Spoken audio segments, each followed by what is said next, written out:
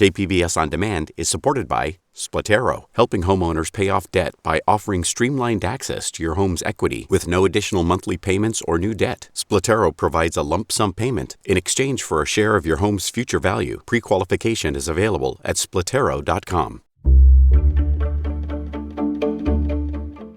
Good morning, I'm Debbie Cruz. It's Monday, May 20th. A call for the U.S. Department of Defense to review a contract between Frontwave Credit Union and the Marine Corps. More on that next. But first, let's do the headlines. A new aid program aims to help struggling families feed their children during summer break. California Sunbucks, also known as Summer EBT, offers $40 per eligible child for families to use toward groceries during each summer month. Children who receive free or reduced price school meals who are enrolled with CalFresh, CalWorks, or Medi-Cal will automatically be enrolled in the program. Brenda Tejas is a parent in the county. It is really important for me because especially right now with the prices going up and everything and low pay and hardly any jobs or stuff, or with me that my kids have autism, so I have to be available for them. So this is a big help to have available for us.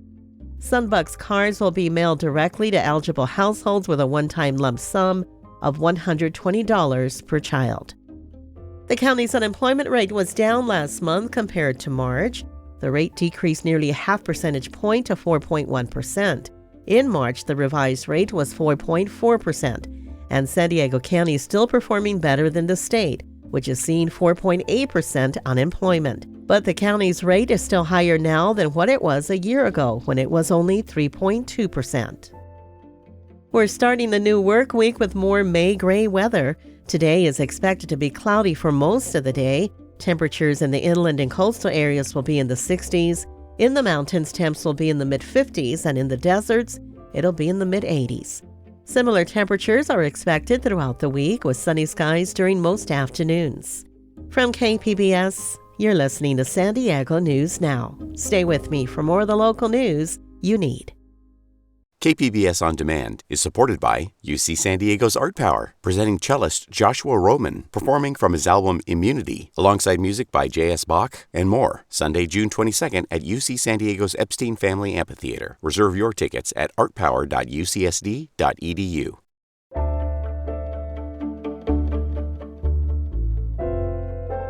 Senator Elizabeth Warren is calling for the U.S. Department of Defense to review a contract between Oceanside-based Frontwave Credit Union and the Marine Corps.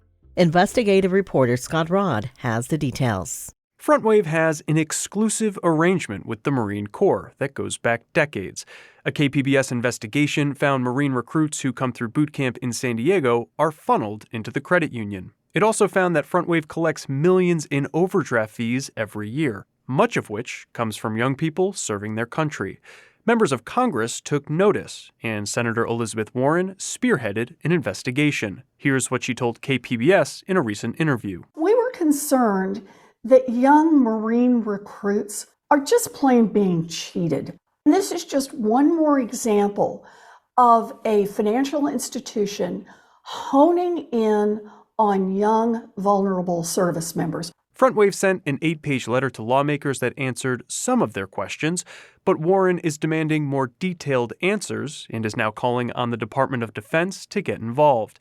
In a statement, she said the DoD should, quote, review its agreement with Frontwave to make sure that service members are not being ripped off. Frontwave CEO Bill Burney declined to comment.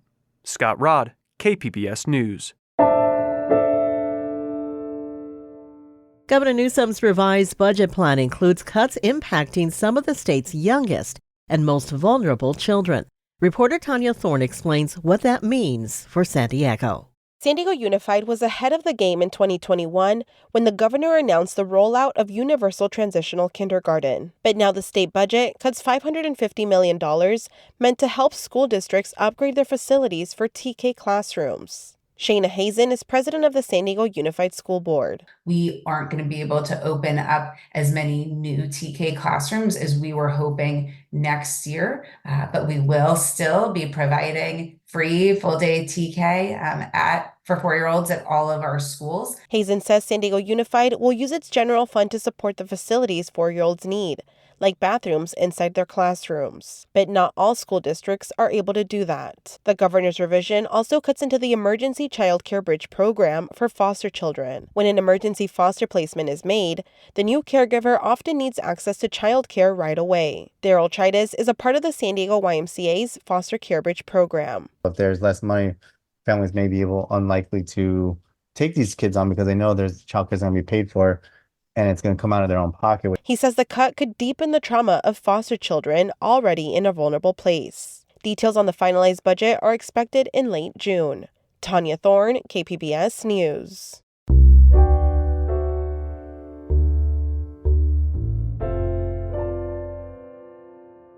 The Port of San Diego is fighting an invasive seaweed in the San Diego Bay.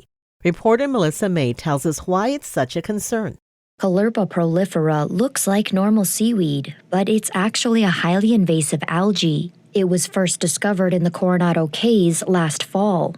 Eileen Maher is the Port of San Diego's Director of Environmental Conservation. It will come in and take over all the native habitat if left unchecked. So we had to declare a local emergency. It's helping us find federal and state funding to attack this algae as soon as possible. The port says Caulerpa is a popular plant for saltwater aquariums. And it might have gotten into the bay because someone emptied their aquarium into a storm drain or gutter, leading it down to the ocean. Melissa May, KPBS News.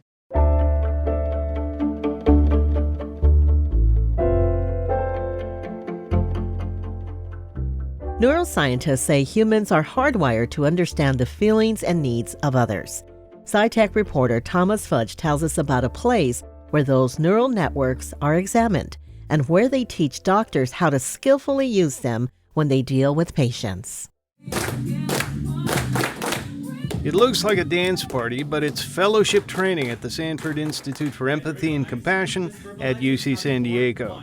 The folks out on the floor of this second-floor conference room are medical professionals, and the goal is to teach them empathy and team building through dance.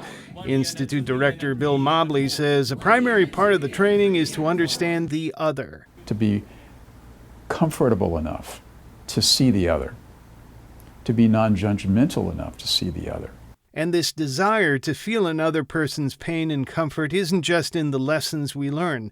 Mobley says we're hardwired to feel them. It's in the brain. We know it's in the brain. Empathy and compassion are as much a part of brain function as listening and hearing and vision and, motor function. I mean, it's in the brain. It's right there for us to understand and explore. He says the brain has different neural circuits that engender empathy, the sharing of feelings, and compassion, where we act on our feelings. Scientists have yet to learn how those circuits are connected. Thomas Fudge, KPBS News.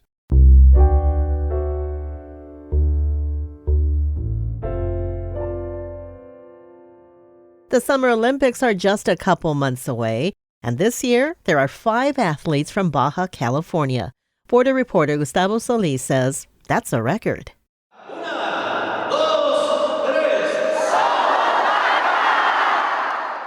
When it comes to sports, Baja knows how to party. Hundreds of young athletes from Baja California cheer on 3 of 5 locals who have already qualified for the Olympics.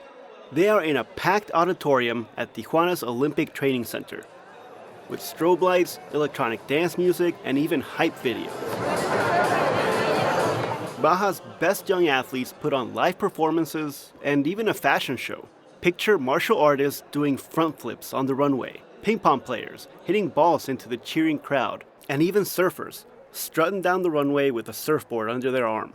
Even Baja California's governor, Marina del Pilar Ávila, got in on the action, showing up to the event in the same Baja California tracksuit that most of the athletes wore.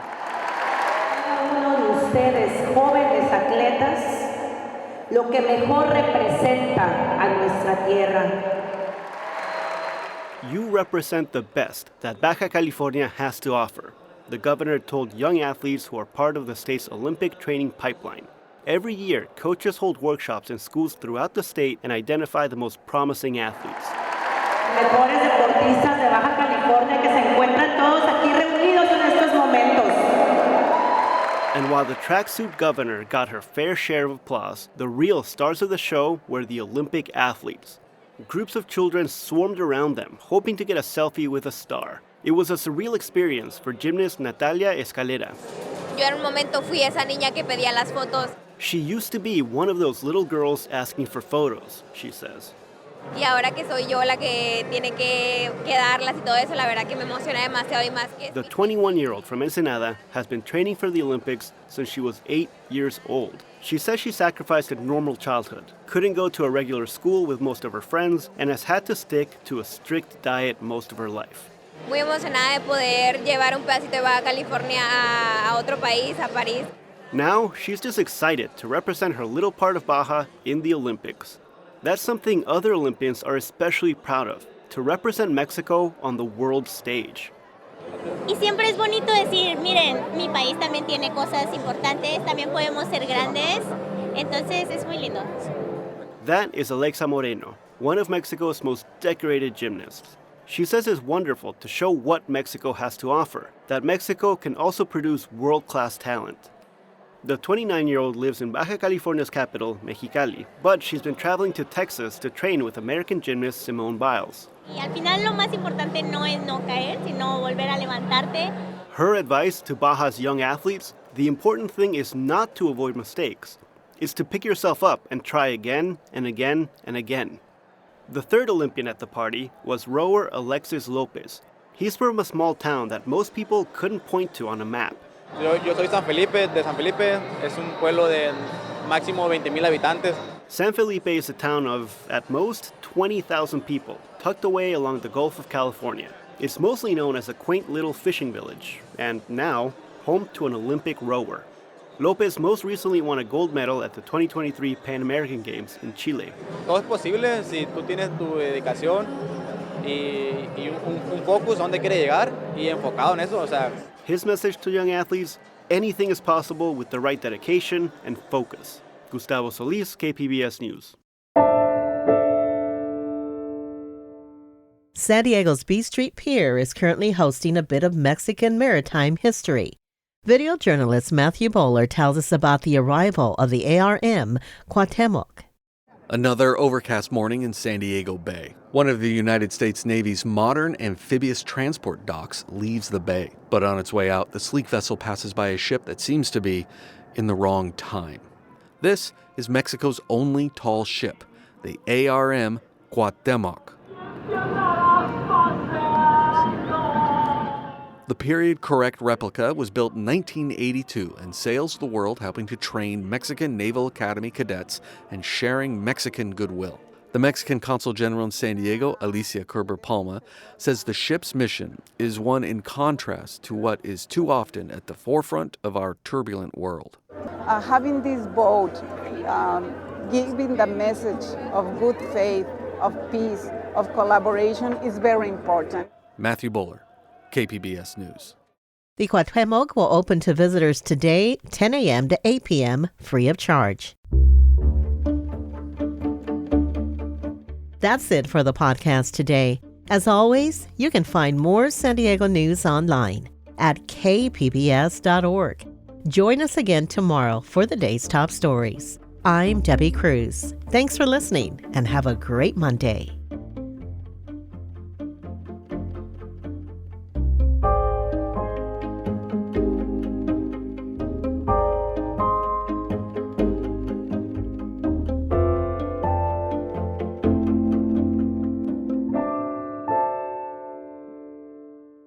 KPBS On Demand is supported by UC San Diego's Art Power, presenting cellist Joshua Roman, performing from his album Immunity, alongside music by J.S. Bach and more, Sunday, June 22nd at UC San Diego's Epstein Family Amphitheater. Reserve your tickets at artpower.ucsd.edu.